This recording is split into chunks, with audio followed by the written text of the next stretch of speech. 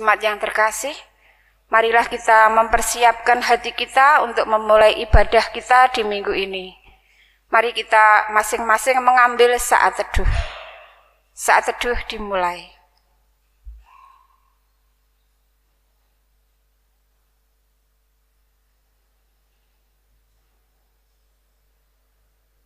Saat teduh selesai. Jemaat kami mohon untuk berdiri.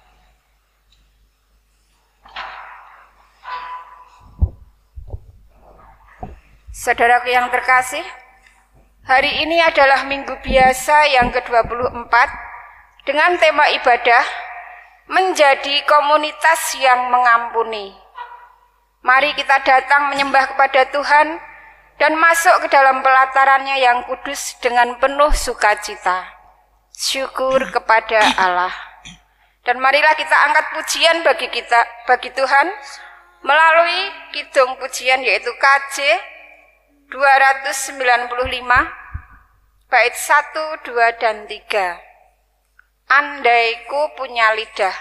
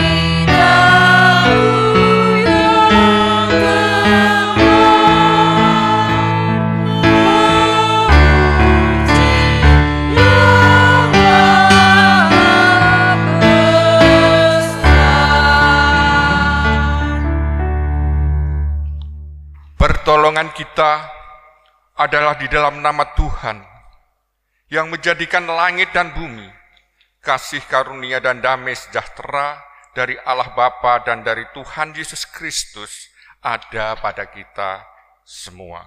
Amin. Amin.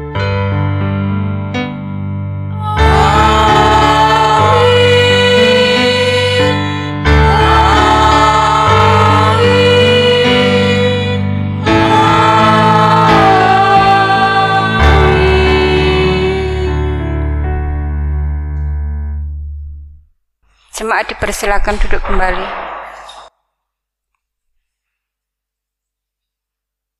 Saudaraku yang terkasih, syukur kepada Tuhan ketika kita berbalik dan bertobat. Tuhan berkenan mengampuni kita.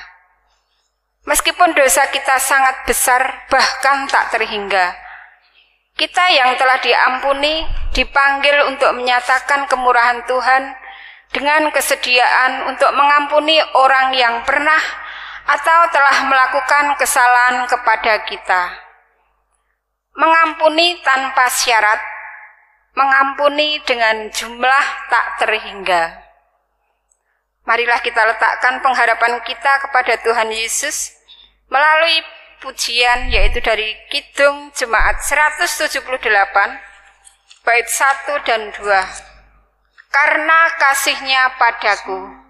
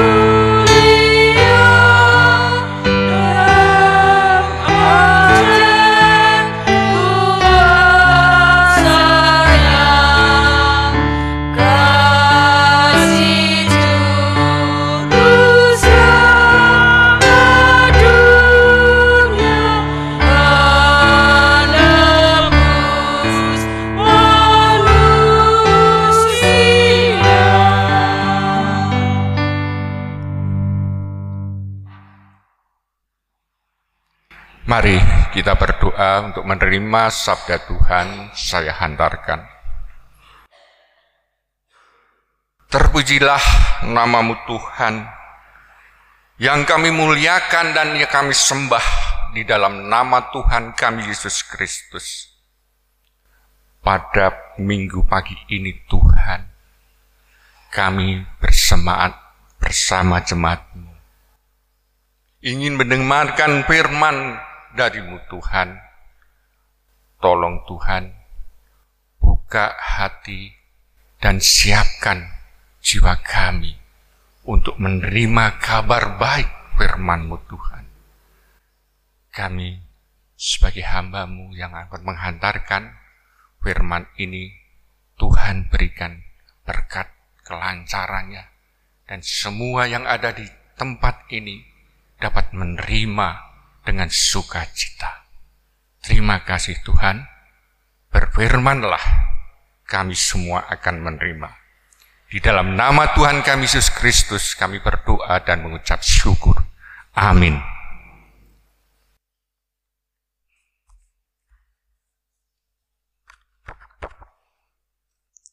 Jemaat yang terkasih di dalam persekutuan Tuhan Yesus Kristus, mari kita terima firman Tuhan. Di dari pagi yang cerah ini, firman Tuhan akan kami bacakan yang terambil dari Injil Matius 18. Injil Matius pasal 18 ayat 21 sampai 35. Demikian firman Tuhan. Perumpamaan tentang pengampunan. Kemudian datanglah Petrus dan berkata kepada Yesus, "Tuhan, sampai berapa kali aku harus mengampuni saudaraku jika ia berbuat dosa terhadap aku? Sampai 7 kali?" Yesus berkata kepadanya, "Bukan aku berkata kepadamu, bukan sampai 7 kali, melainkan sampai 70 kali 7 kali.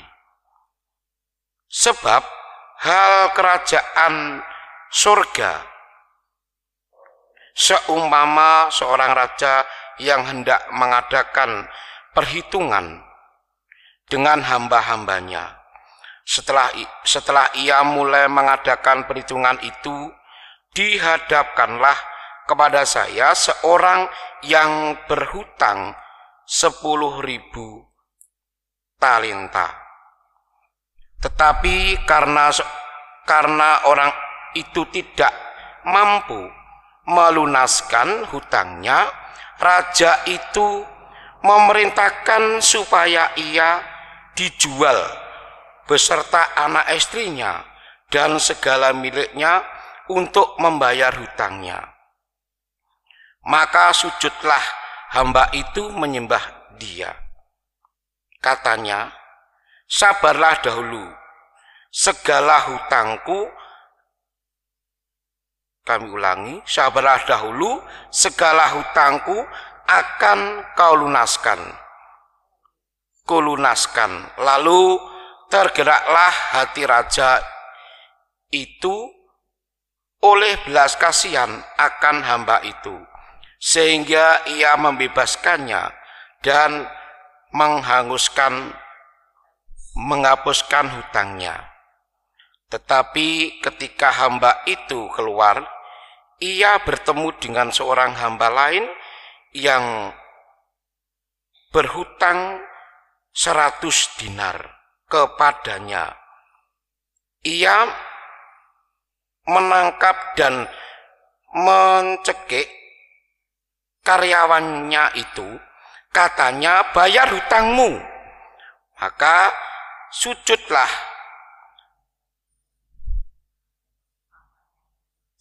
kepadanya itu dan memohon maka kepadanya, "Sabarlah dahulu, hutangku itu akan kulunaskan." Tetapi ia menolak dan menyerahkan kewajibannya kawannya itu ke dalam penjara sampai dilunaskannya hutangnya. Melihat itu, kawan-kawannya yang lain sangat sedih, lalu menyampaikan segala yang menjadi kepada tuan mereka. Raja itu menyuruh memanggil orang itu dan berkata kepadanya, "Hati hamba yang jahat, seluruh hutangmu telah kuhapuskan karena engkau memohonkannya kepadaku. Bukannya engkau pun keras mengasihinya, kawanmu seperti aku telah mengasihi engkau, maka marahlah tuannya itu dan menyerahkannya kepada Al-Guju sampai ia mengharuskan melunaskan seluruh hutangnya. Maka Bapakku yang di surga akan berbuat demikian juga terhadap kamu apabila kamu masing-masing tidak mengampuni saudaramu dengan segenap hatimu. Demikian firman Tuhan.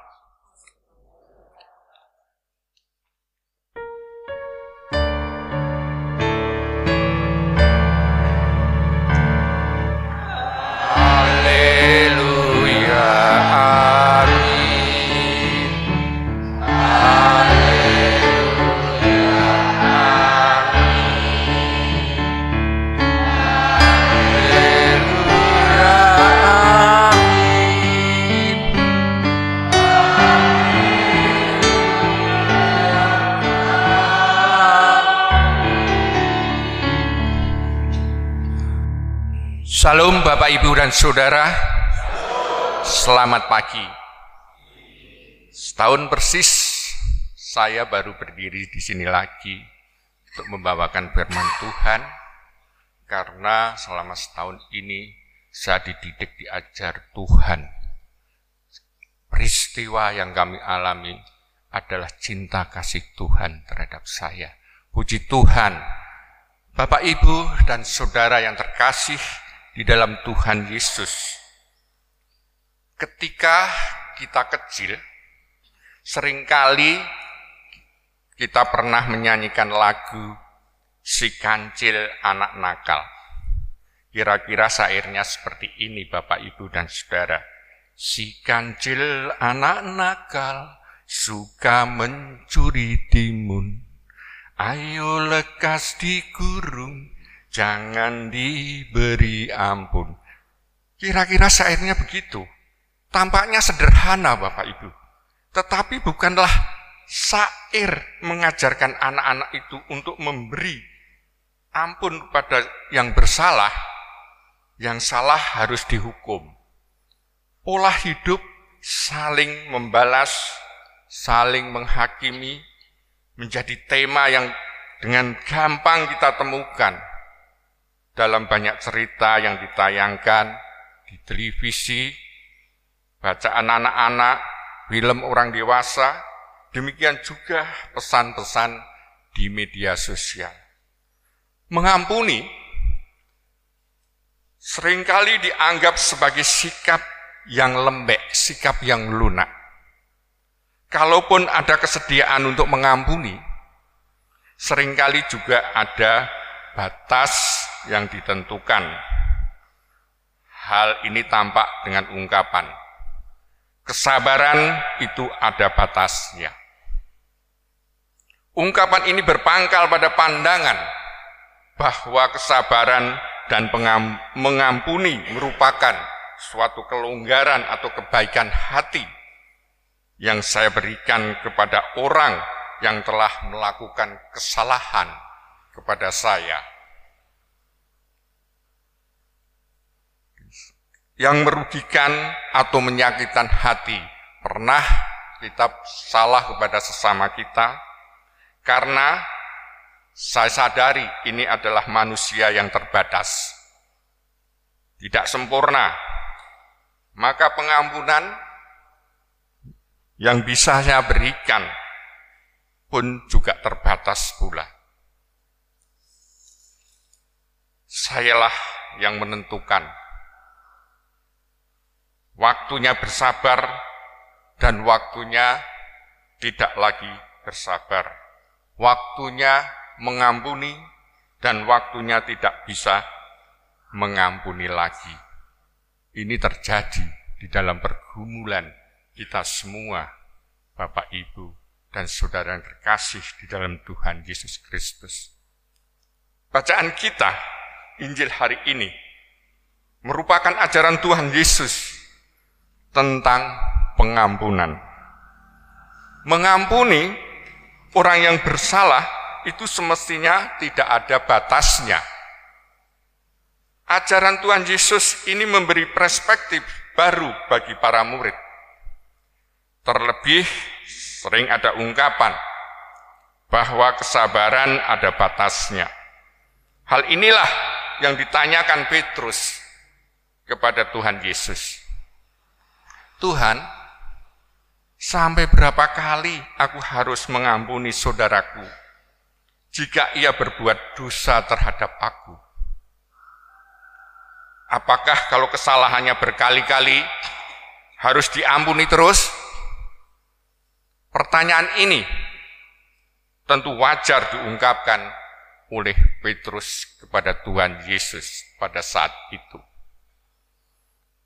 Pada umumnya, disepakati Bapak Ibu, batas maksimum pengampunan adalah sampai 3 kali. Kalau orang berbuat salah sampai 4 kali, dia tidak lagi berhak untuk diampuni. Ini mengacu kepada perjanjian lama pada Amos pasalnya 1 yang ayatnya ketiga. Karena 3 perbuatan rakyat Damsyik tidak diampuni oleh Tuhan. Bahkan 4 kali tidak diampuni oleh Tuhan.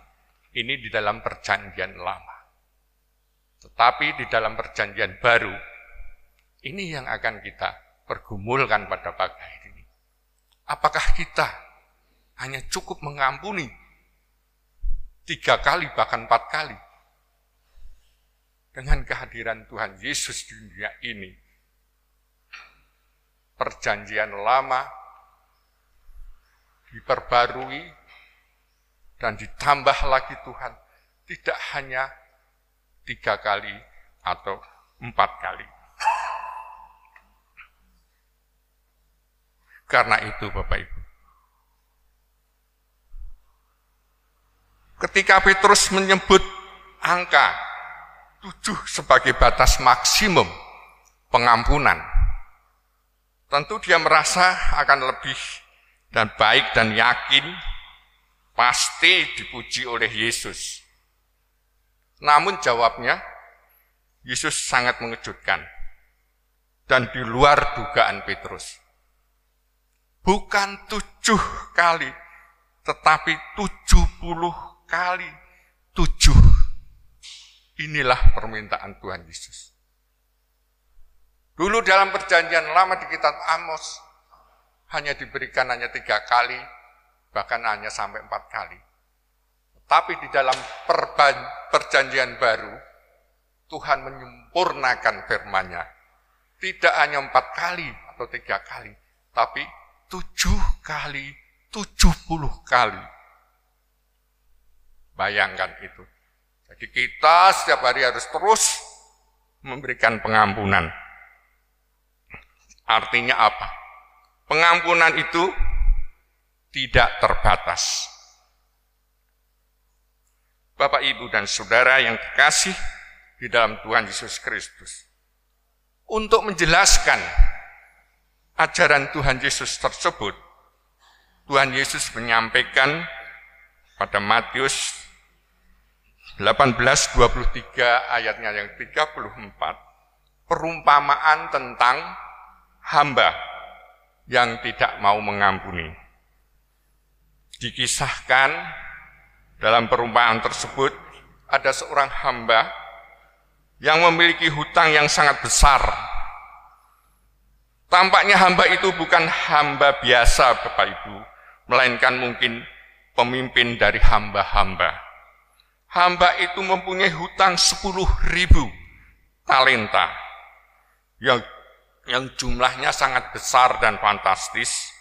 1 talenta pada zamannya Tuhan Yesus senilai sekitar 10.000 dinar. Artinya, jumlah hutang itu sebesar 100 juta dinar. Padahal 1 dinar adalah upah buruh sehari atau biaya hidup selama bekerja 1 hari.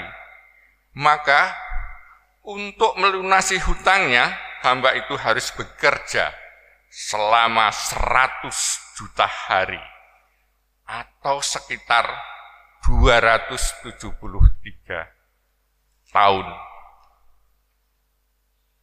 Ini perumpamaan sebuah hamba yang mempunyai hutang ya terhadap raja pemerintah itu, ya, karena besarnya hutang 10.000 talenta, itu kalau diskurskan itu sekitar hutangnya adalah 100 juta dolar, juta dinar, 100 juta dinar. Nah, sedangkan upah pekerja waktu zamannya Tuhan Yesus itu hanya berkisar 1 dinar saja. Oleh karena hamba tersebut harus menyaur hutangnya, gitu. Kalau divonis, dipikir-pikir, orang hamba tersebut tidak bisa melunasi hutangnya. Karena dia harus bekerja sekitar 273 tahun. Umur kita berapa? Umur pada saat itu, ya, rata-rata itu umur itu 120 tahun. Abraham aja umurnya 175 tahun pada saat dipanggil Tuhan, sedangkan ini harus melunasi bekerja selama 273 tahun. Artinya, hamba itu selamanya tidak mungkin melunasi hutangnya. Juga seandainya semua miliknya, harta, istri, dan anak-anaknya dijual karena harga budak pada zaman itu hanya sekitar 500 sampai dengan 2.000 dinar. Sebagai akibatnya, dia beserta anak dan istrinya harus dipenjara karena tidak bisa melunasi hutangnya.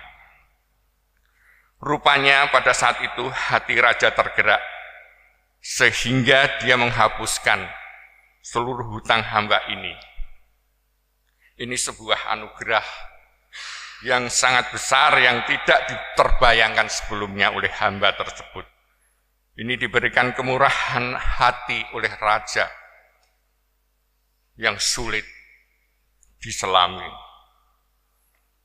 Ketika hamba tersebut keluar dari ruang pengadilan, karena hutang-hutangnya sudah diampuni, sudah divonis, diampuni oleh raja, dia bertemu dengan seorang teman yang mempunyai hutang kepadanya.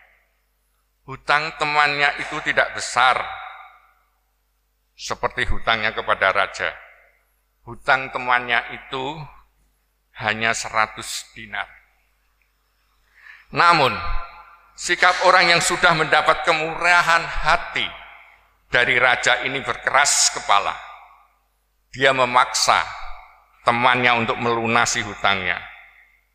Ketika temannya bersujud dan meminta tenggang waktu untuk dapat melunasi hutangnya, hamba itu menolak, bahkan mencekik kawannya. Artinya melakukan tindak kekerasan dan belas kasih. Teman-teman yang lainnya yang mengetahui peristiwa itu sangat prihatin dan melaporkannya kepada raja. Mendengar laporan itu, sang raja sangat marah.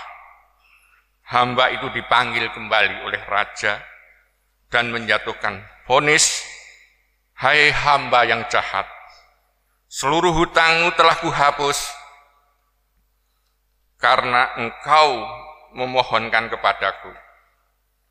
Bukankah engkau pun harus mengasihi kawanmu seperti aku telah mengasihi engkau?" Pada ayatnya yang 32 sampai 33. Sang raja membatalkan kemurahan hatinya. Hamba tersebut dipenjara kembali sampai hutangnya lunas. Perumpamaan ini tentu saja kaya maknanya Bapak, Ibu, dan Saudara. Sang raja menggambarkan itu adalah Allah. Hamba yang mempunyai hutang pada sang raja dalam jumlah yang sangat fantastis, yang sangat besar. adalah gambaran kita, orang manusia yang berdosa. Sesama hamba menyimpulkan sesama manusia, dan hutang adalah dosa. Digambarkan hutang itu adalah dosa pada perumpamaan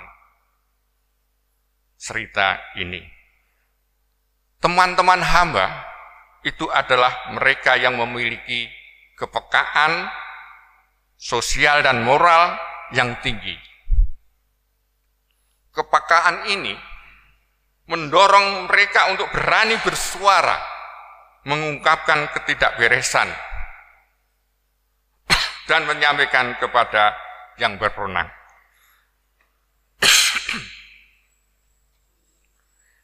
Lalu jawab Yesus kepada Petrus yang disertai dengan perumpamaan mengenai menegaskan bahwa manusia berdosa telah menerima pengampunan dari Allah. Maka harus selalu bersedia untuk mengampuni sesama. Mengampuni bukanlah kelonggaran atau kebaikan hati, tetapi cara atau sikap hidup. Gaya hidup, sikap atau cara hidup ini mesti dimiliki oleh anak-anak Allah yang telah menerima pengampunan Allah tanpa syarat. Dengan sikap hidup ini, kita ikut serta dalam menyatakan kemurahan Allah. Karena mengampuni merupakan sikap hidup, maka tidak relevan lagi bertanya, berapa kali harus mengampuni? Pentingnya pengampunan ini sangat tercermin di dalam ibadah kita. Dalam tata ibadah setiap hari Minggu, kita diajak untuk mengaku kita ini orang yang berdosa. Namun karena kasih-Nya yang begitu besar, setiap saat kita mengakui dosa, Tuhan berkenan untuk memberikan anugerah pengampunan. Kita yang beroleh anugerah pengampunan juga dipanggil untuk hidup berdamai dengan sesama kita. Pentingnya pengampunan dan mengampuni juga sangat jelas di dalam doa Bapa kami yang setiap ibadah hari Minggu kita ucapkan. Dalam bagian doa tersebut, kita mengucapkan, dan ampunilah kami, seperti kami juga mengampuni orang yang bersalah kepada kami. Bukankah doa seperti ini mengungkapkan kesediaan kita untuk bersikap secara seimbang dalam mengembangkan hubungan, ada relasi timbal balik. Kalau kita ingin diampuni, maka kita juga harus mengampuni. Ada keterkaitan yang erat antara pengampunan manusia dan pengampunan Allah. Bahkan mengampuni sesama adalah syarat untuk mendapat pengampunan dari Allah. Artinya, orang yang tidak mau mengampuni, sama saja dia menutup pintu pengampunan dari Allah. Perhatikan, Matius 18 ayatnya yang 35. Maka Bapakku yang di surga akan berbuat demikian juga terhadap kamu apabila kamu masing-masing tidak mengampuni saudaramu dengan segenap hatimu. Ini firman Tuhan, Bapak Ibu. Ini petunjuk Tuhan, Bapak Ibu. Sudahkah di dalam pergumulan kita sehari-hari mengampuni terhadap sesama kita? Kita ini orang berdosa. Setiap saat, setiap kali kita hidup Detik demi detik berganti menit, menit berganti jam, bahkan hari, kita selalu berbuat kesalahan. Di sini Tuhan Yesus mengajarkan, kita harus bisa mengampuni. Jangan berkeras hati. Jelas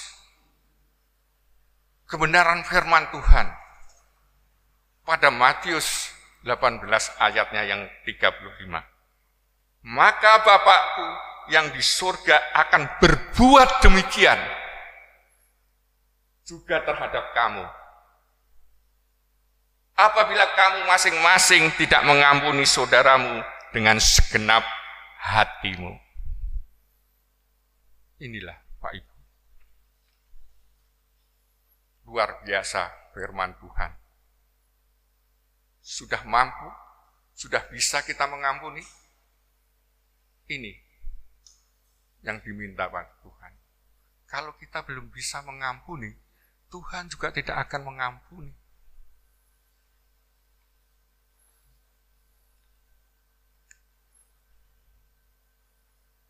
Bapak, Ibu, dan saudara yang terkasih di dalam Tuhan Yesus Kristus. Bukankah kalau kita renungkan perjalanan hidup kita juga tak lepas dari kesalahan, dosa, bahkan mendukakan hati Tuhan. Kita sering terjatuh.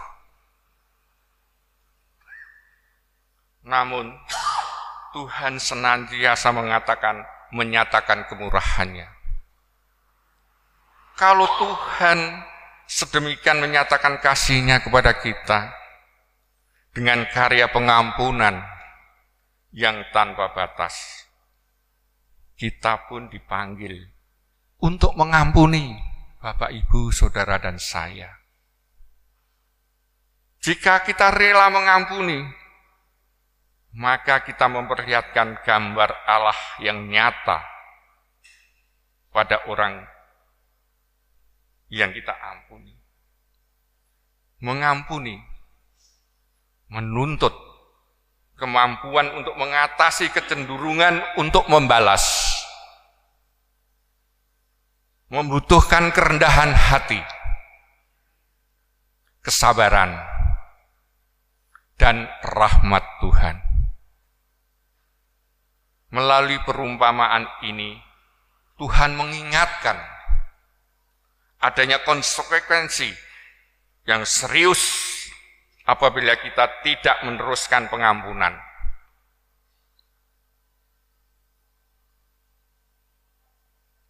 Pengampunan Allah kepada sesama yang bersalah kepada kita itu harus kita lakukan.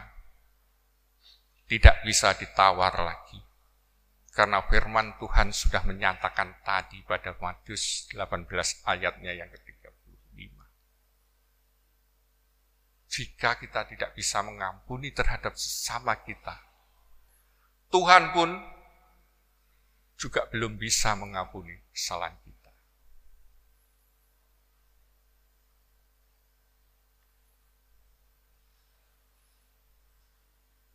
Pada penghakiman terakhir, Bapak Ibu, Tuhan tidak akan mengampuni orang yang tidak rela mengampuni sesamanya. Mengampuni, mengampuni, lebih sungguh. Mengampuni, mengampuni, lebih sungguh. Tuhan lebih dulu mengampuni kepadaku. Mengampuni, mengampuni, lebih sungguh. Tuhan memberkati kita semua. Amin.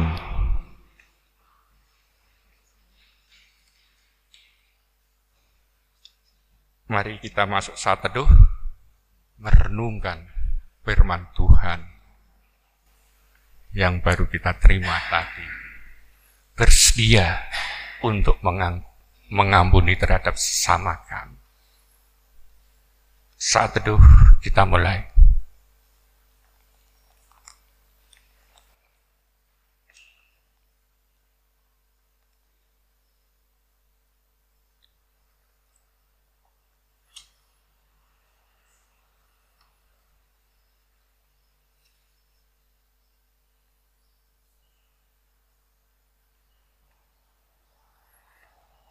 Saat teduh cukup, mari kita masuk ke dalam doa syafaat saya hantarkan.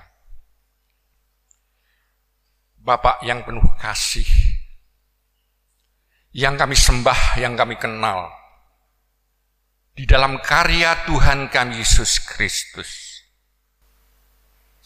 Tuhan, kami telah menerima firman-Mu. Pada pagi hari ini Tuhan, sungguh luar biasa Tuhan firman-Mu saat ini. Saya diingatkan Bapak, Ibu, Saudara, dan saya diingatkan kembali Tuhan, untuk mengampuni sesama kami yang bersalah pada zaman. Tapi kami menyadari Tuhan, kami ini orang berdosa, belum tentu bisa seperti ajaran yang Tuhan ini. Tapi hanya kuasa Roh-Mu yang kudus Tuhan, yang memampukan kami untuk mengampuni terhadap sesama kami. Tuhanku yang penuh kasih, kami memanjatkan puji syukur dan terima kasih Tuhan pada penyertaan Tuhan, hari-hari yang telah kami lalui hingga pada pagi hari ini Tuhan. Kami tidak bisa lepas dari pernyataan Tuhan. Terima kasih Tuhan atas berkat-Mu Tuhan. Pada pagi hari ini kami bisa bersama-sama dengan jemaat di sini. Meskipun situasi saat ini dengan banyaknya virus COVID-19. Tapi kami percaya Tuhan akan melindungi diri kami. Ya Tuhan,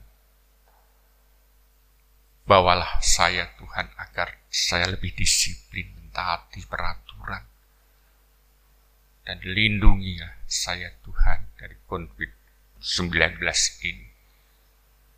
Berikanlah kemampuan, kekebalan imun di tubuh saya, tubuh kami, saudara-saudara kami yang di sini semua, sehingga selalu menerima berkat Tuhan dalam kesehatannya. Kami juga bersyukur, terima kasih Tuhan.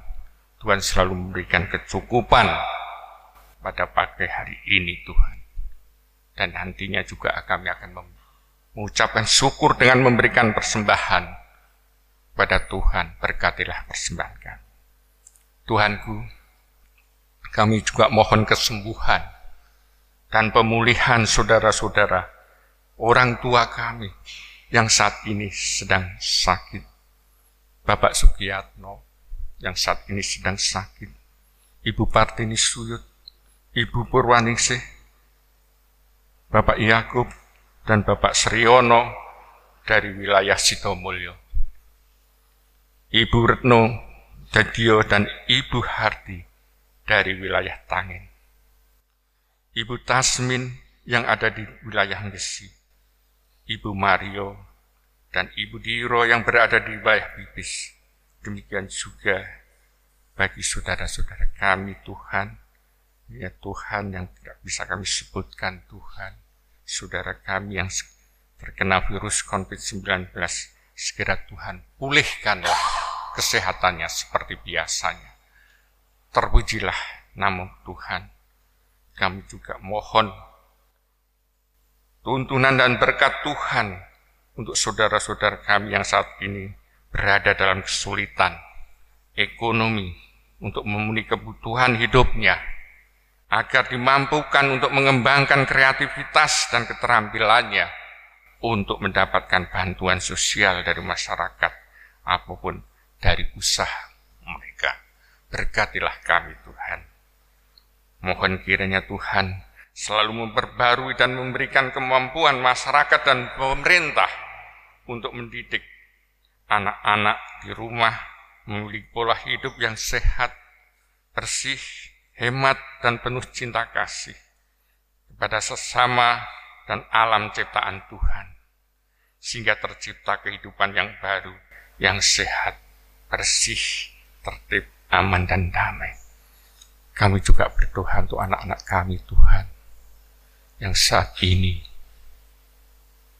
sedang belajar, meskipun kondisinya seperti ini. Tuhan tahu, Tuhan mampukan anak-anak kami untuk belajar dengan baik. Untuk anak kami yang belum bekerja Tuhan, tolong Tuhan berikan pekerjaan. Ya Tuhan, tolong anak-anak kami yang juga akan menghadapi tes pekerjaannya. Tuhan mampukan Tuhan. Kuasa-Mu terjadi Tuhan, sehingga anak kami dapat terima bekerja sesuai dengan harapan dan kehendak Tuhan yang terjadi. Terima kasih Tuhan. Kami juga berdoa untuk anak-anak kami yang belum menemukan jodohnya. Tuhan, rencana-Mu sungguh indah. Tuhan berikan jodoh yang baik dan benar untuk anak-anak kami.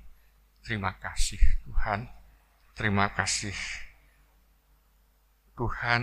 Sekali lagi Tuhan, mohon kiranya Tuhan berikan hikmat, kesehatan, kebersamaan kepada pemimpin bangsa dan negara Indonesia dalam mengemban tugas panggilan untuk menggapai masyarakat yang adil dan makmur sejahtera. Tidak terlupa juga kami berdoa untuk gereja kami Tuhan, yang sedang memprogramkan untuk pemanggilan pendeta. Tuhan, ampunilah kesalahan dan dosa kami Tuhan.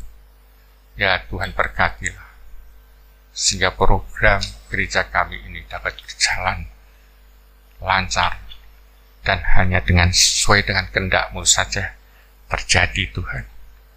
Ya Tuhanku, terima kasih dan puji syukur kami Tuhan. Masih banyak sekali doa yang belum kami sampaikan, tapi Tuhan mengetahui semua isi hati kami satu persatu. Tuhan, lengkapilah doa kami ini. Di dalam nama Tuhan kami Yesus Kristus, kami berdoa dan mengucap syukur.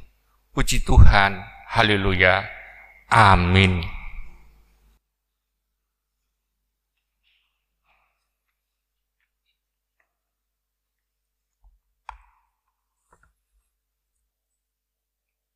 Bapak, Ibu, dan Saudara yang terkasih, dimohon untuk berdiri. Sebagai pernyataan akan pengakuan iman kita, mari kita letakkan telapak tangan kanan kita pada dada kiri atas, serta nyatakan pengakuan iman rasuli secara bersama-sama. Aku percaya kepada Allah Bapa yang Maha Kuasa, Khalik langit dan bumi, dan kepada Yesus Kristus anaknya yang Tuhan kita, yang dikandung daripada Roh Kudus, lahir dari anak darah Maria, yang menderita di bawah pemerintahan Pontius Pilatus, disalibkan, mati dan dikuburkan, turun ke dalam kerajaan maut. Pada hari yang ketiga, bangkit pula dari antara orang mati, naik ke surga, duduk di sebelah kanan Allah Bapa yang Maha Kuasa, dan akan datang dari sana untuk menghakimi orang yang hidup dan yang mati. Aku percaya kepada Roh Kudus, gereja yang kudus dan am, persekutuan orang kudus, pengampunan dosa, kebangkitan daging, dan hidup yang kekal. Terima kasih, dimohon duduk kembali.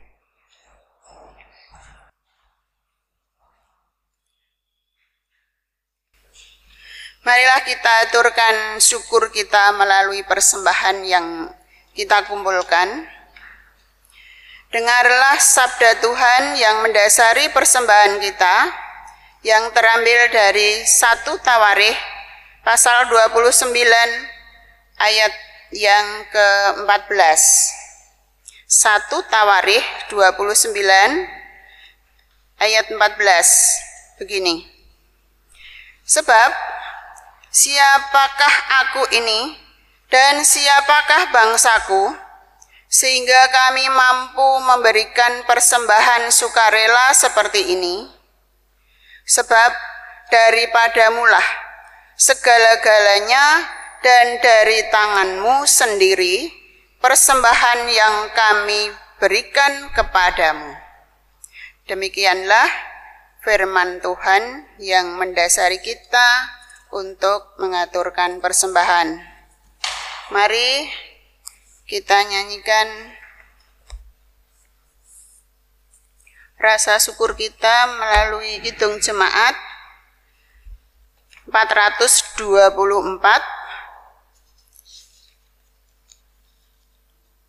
bait 1 dan 3. Yesus menginginkan daku.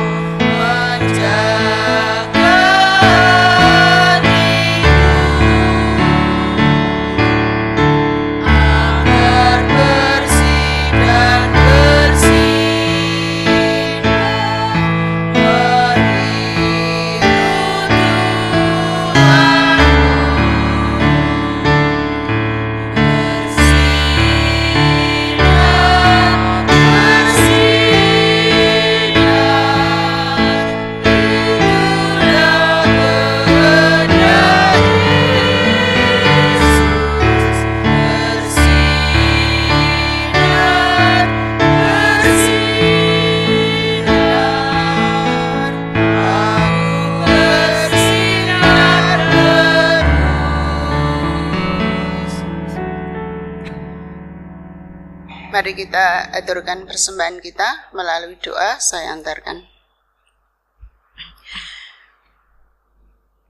Puji syukur dan terima kasih Tuhan. Pada kesempatan ini kami menghadap kehadirat-Mu kembali untuk mengucap syukur dan terima kasih atas pemeliharaan dan penyertaan Tuhan dalam kehidupan kami sehari-hari. Pada kesempatan pagi hari ini, Tuhan telah berfirman, mengajari kami untuk selalu mengampuni pada sesama kami. Kiranya Tuhan mampukan kami untuk bisa melaksanakan, bisa mengampuni sesama kami dalam kehidupan kami sehari-hari. Bapa di surga, sungguh luar biasa berkat Tuhan yang kami terima di dalam kehidupan kami, dalam hal pemeliharaan jiwa raga kami.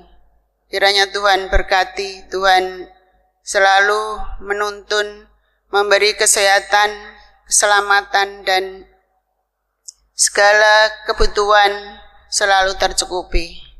Untuk itu Tuhan, kesempatan pagi hari ini kami mengaturkan persembahan sebagai rasa ucap syukur kami kepadamu. Berkatilah dan sucikanlah. Kiranya persembahan ini bisa mencukupkan segala kebutuhan gerejamu di Sidomulyo ini. Dan selanjutnya kami mohon kepadamu Tuhan untuk mampukan kami di lain kesempatan kami bisa mengaturkan persembahan yang sesuai dengan kehendak Tuhan. Dan kepada majelis yang mengelola persembahan ini, berilah kebijaksanaan sehingga apa yang dilakukan atas turut dengan kehendak Tuhan. Karena ini demi kemuliaan namamu. Bapa di surga, dan kami mengakui banyak sekali dosa dan kesalahan, kiranya Tuhan mengampuni semua kesalahan kami. Dan sebentar lagi kami akan undur dari tempat ibadah ini. Tuntunlah perjalanan kami pulang sampai di rumah dalam keadaan selamat. Bapa di surga, dan kami akan berdoa sesuai dengan ajaran Tuhan, doa Bapa kami. Bapa kami yang di surga, dikuduskanlah namamu, datanglah kerajaanmu, jadilah kehendak-Mu di bumi seperti di surga. Berikanlah kami pada hari ini makanan kami yang secukupnya, dan ampunilah kami akan kesalahan kami, seperti kami juga mengampuni orang yang bersalah pada kami. Dan janganlah membawa kami ke dalam pencobaan, tetapi lepaskanlah kami daripada yang jahat. Karena Engkaulah yang punya kerajaan dan kuasa dan kemuliaan sampai selama-lamanya. Amin. Amin.